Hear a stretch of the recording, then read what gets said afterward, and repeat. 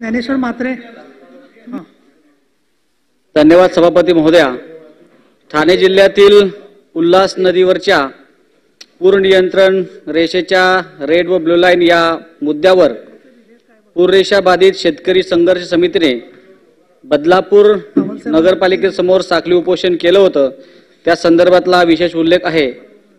ठाणे जिल्ह्यातील उल्हास नदीच्या पूर नियंत्रण रेषेच्या रेड लाईन व ब्लू लाईन या मुद्द्यावर पूररेषा बाधित शेतकरी संघर्ष समितीने कुलगाव बदलापूर नगरपरिषदेसमोर साखळी उपोषण केले असल्याची बाब मार्च 2024 मध्ये निदर्शनास येणे पूर नियंत्रण रेषेत बाधित झालेले शेतकरी, भूमिपुत्र, व्यावसायिक, रहिवासी या आंदोलनात सहभागी घेत शासनाने जाचक असलेल्या पूर नियंत्रण रेषेच्या नियमांमध्ये बदल करण्याचा निर्णय न घेतल्यास उपोषण तीव्र करण्याचा इशारा देण्यात येणे.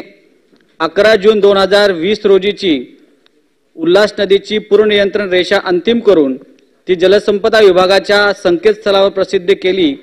त्यात इमारती बांधकामांना परवानगी देणे नाकारण्यात येणे, इमारतीचा पुनर्विकास करण्याची परवानगी दिली असली तरी अशा इमारतींना TDR वापरण्याचा अधिकार न मिळणे, जीर्ण झालेल्या इमारतींचा पुनर्विकास रखडणे, स्वखर्चाने इमारतींचा पुनर्विकास करावा अशा अनेक सोसायट्यांची परिस्थिती नसणे आदी मागण्या शासनाकडे प्रलंबित असणे.